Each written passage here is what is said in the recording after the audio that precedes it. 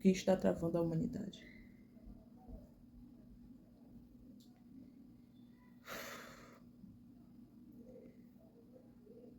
Nós temos 6.000 anos de humanidade. Isso é comprovado pela Bíblia e pela ciência. Temos aproximadamente 6.000 anos de humanidade. E apenas em 500 anos comecemos a evoluir, de fato, em 6.000 anos. E por que será? O preconceito.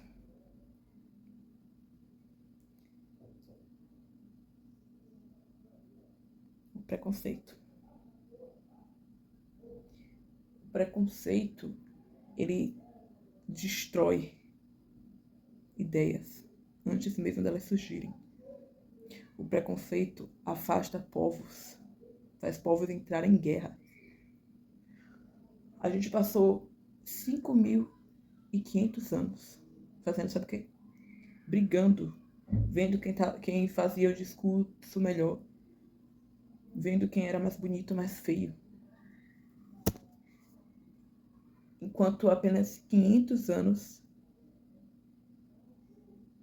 depois de 5.500 anos, que em 500 anos que a humanidade vem progredindo de fato. E não, a gente não deve buscar misericórdia dos grandes, porque muitos grandes só são mantidos no poder por causa do preconceito. Muitos deles sabem que aquilo é errado, mas para não sair, não ter a possibilidade deles perderem tudo, eles permanecem calados, mesmo sabendo de toda a verdade. O que mantém muitos grandes no poder é o preconceito. Então, não busquem a aprovação deles.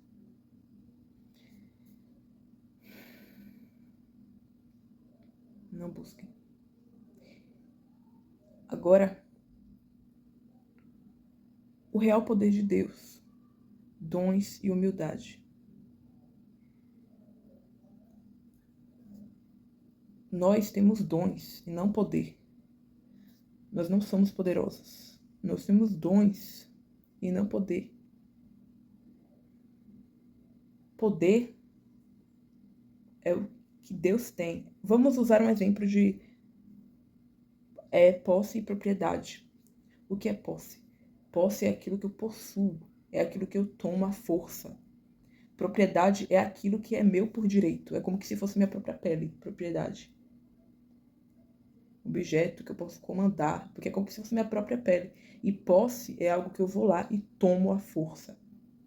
Mas eu usei esse tipo de discurso aqui para poder vocês estarem entendendo melhor em relação aos dons e o poder.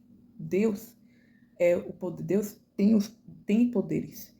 E Ele nos deu dons que não vão ficar com a gente, se não for da permissão dele, para sempre. Então, acredite nos seus sonhos sim, mas com os pés no chão. Com os pés no chão. Tudo o que é mais aproximado hoje em dia da certeza de que tais coisas vão acontecer é a estimativa. O que é estimativa? É quantos por cento de chance tem daquilo dar certo, quantos por cento de chance tem para aquilo dar errado. O que é o azar? O azar é como que se você fosse daqui para a padaria, perto da sua casa. Vamos supor que a estimativa de você tomar um quedão daqui para lá, já que você já faz isso há anos, é de 10% de 100, ou seja, 1%. Então, vamos supor que você foi e tomou um quedão mesmo assim. Ou seja, você teve azar. Por quê? Porque é a menor porcentagem da estimativa ali, a menor porcentagem que poderia dar errado contigo, que você poderia cair indo pra padaria. Agora, se você fosse pra padaria e a estimativa de você, sei lá, achar 1 milhão no chão é 1%, vamos supor, e você foi pra padaria e você achou, significa que você teve o quê? Sorte. Porque a menor porcentagem também da estimativa, porém, é a menor porcentagem de coisa boa. E azar é a menor porcentagem de coisa ruim, mesmo assim acontece. E sorte é a menor porcentagem de coisa boa, e mesmo assim acontece. Então, é isso. Então, é isso que a gente tem mais próximo para poder prever o futuro com relação à ciência, sabe? Então, acredite sim nos seus sonhos, porém com os pés no chão. Você pode voar alto como águia nos seus pensamentos, mas você precisa saber equilibrar os pensamentos com a ação, porque essa é a chave. Essa é a chave. Não vá fazer uma prova pensando que você vai passar nela e que não tem possibilidade de você não passar. Você pode se frustrar. Tudo pode acontecer daqui para lá, por mais que seja a menor porcentagem de você se dar mal, mas pode acontecer com você. Então, o que é isso? É criar expectativas. Você está criando expectativas por algo que você não tem certeza que vai dar certo. É como se você tentasse estar no controle das coisas, como na verdade a gente não está no controle de nada. Enquanto mais a gente entende que não tem controle sobre nada, mais a gente tem controle sobre a vida. E o que acontece é que, sobre a nossa própria vida, obviamente. Então sempre vá fazer uma coisa, mas com plano B. E se der errado? Isso não é pessimismo. Existe uma coisa que é toxicidade, que é positividade tóxica. O que é positividade tóxica? Positividade tóxica é você acreditar que você não pode sentir tristeza de forma nenhuma, de forma alguma. E se você sentir qualquer tipo de coisa ruim, você simplesmente finge que aquele sentimento não existe e vai tentar ser feliz. Mas isso é positividade tóxica. A vida não é só um mar de rosas. A positividade saudável é você tentar tirar uma coisa boa, um aprendizado sobre qualquer circunstância, da pior que seja. Isso é positividade saudável. Entender que é necessário sentir aquele sentimento para você superar ele e aí sim abraçar a felicidade, tá? Então, resumidamente, é isso. Também vou falar sobre outra coisa que é sobre a questão sobre a questão do... Não sei se eu vou falar disso primeiro. Também sobre essa questão de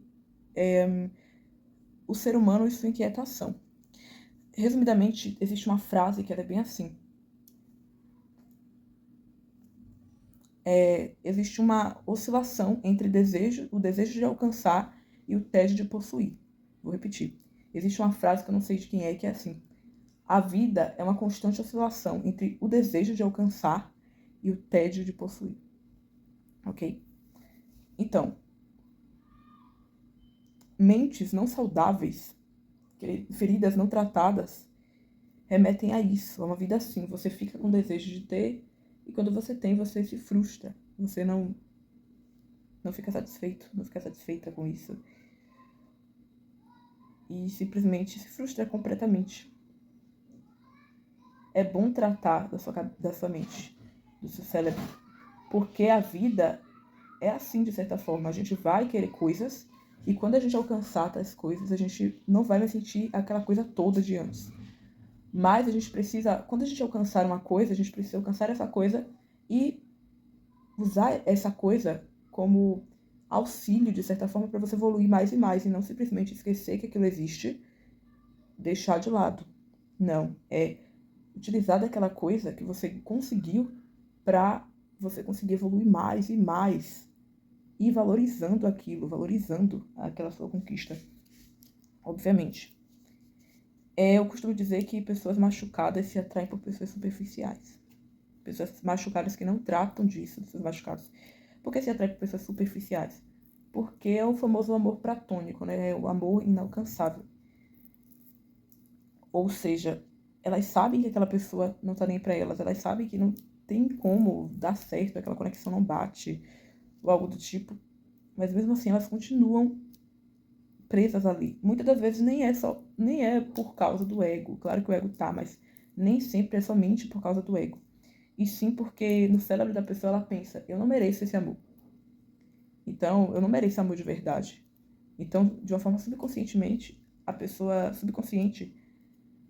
começa a se atrair por pessoas superficiais, porque sabe que pensa que não é digno de amor, porque a pessoa pensa que não é digna de carinho, de amor, de afeto. Então acaba se prostrando a situações muito desagradáveis. Existe uma frase que é: a pedra que os edificadores rejeitaram tornou-se a cabeça da esquina. E também existe outra frase, que inclusive eu criei essa frase, mas foi inspirada nessa primeira frase que eu falei, que é: o que mais sente dor é o que mais é honrado. Então, essa frase que tem: a pedra que os edificadores rejeitaram tornou-se a cabeça da esquina, vou deixar aqui na tela, que eu não lembro qual é o livro, mas está na Bíblia.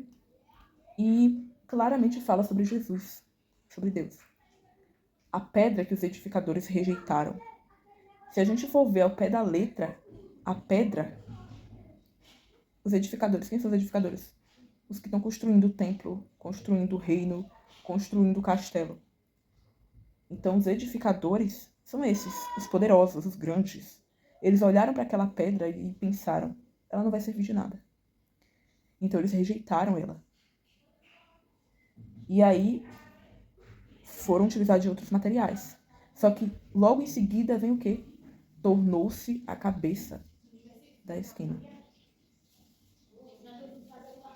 Ou seja, a pedra que eles não davam valor... Peraí, gente. A pedra que eles não davam valor algum, eles passaram a enxergar valor nela, brilho nela. Porque eles descobriram que não tinha como o templo ser templo, não tinha como construir um castelo sem aquela pedra, que sem ela não dava. Não dava. Então eles descobriram o valor que ela já tinha bem antes deles descobrirem. Descobriram o brilho dela. E ela se tornou o quê? A cabeça da esquina, ou seja, a mais importante entre todos.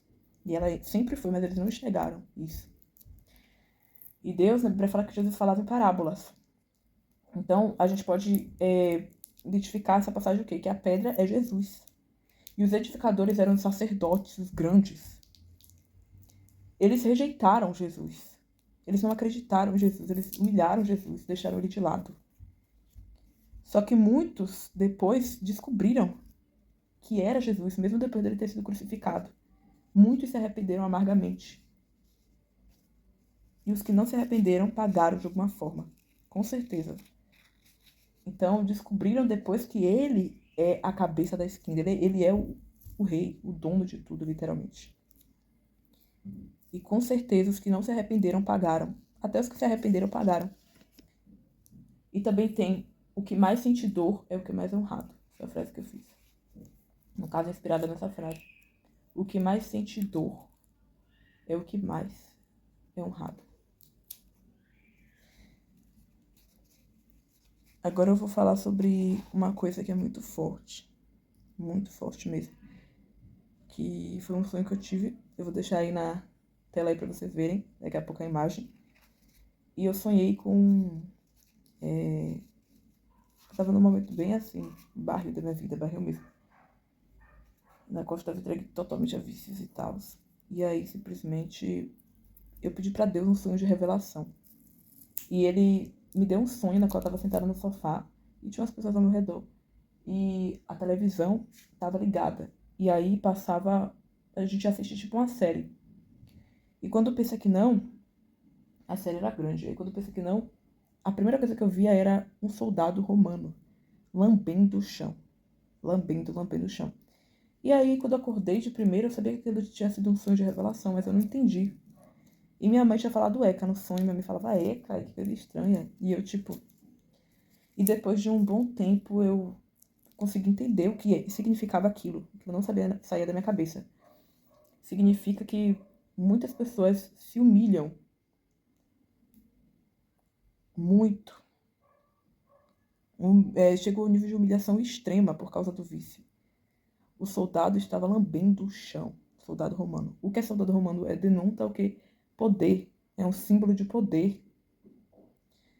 Então, até os mais poderosos podem se subjeitar, no caso, podem se humilhar, podem se ajoelhar e lamber o chão. Ou seja, podem se humilhar a deuses desconhecidos. Podem chegar a esse nível de humilhação extrema. Até os mais grandes, sem conhecimento, sem Deus, podem fazer uma coisa dessa. Então aquele soldado estava lambendo o chão com os olhos fechados. Ele não estava enxergando o que ele estava fazendo. E olha o que aquele soldado estava fazendo por dopamina, né? Pode ser até a própria dopamina. O que será que você está fazendo por dopamina? Ou seja, por felicidade, por sentir prazer momentâneo. O que você está fazendo? Você está chegando a se humilhar deste jeito que esse soldado está se humilhando.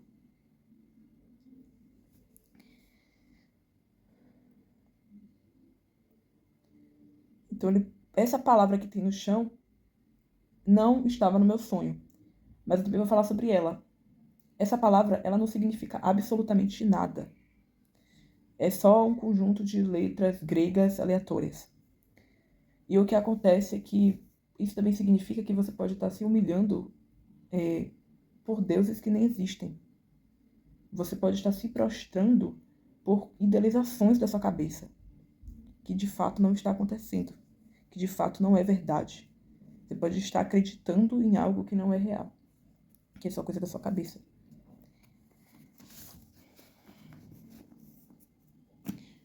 Uma coisa que eu vou falar, se você quer sempre se dar bem nos debates, ou se você quer evoluir como pessoa, comece a estudar sobre política, filosofia, religião e ciência.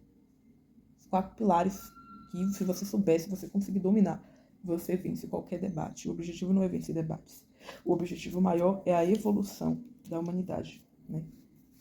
Já era pra gente estar 500 anos à frente, ou mais, em relação à evolução, porque a humanidade tem 6.000 anos que seres humanos existem. Desses 6.000 anos, apenas há 500 anos atrás, que a gente vem evoluindo mais constantemente. E por que será?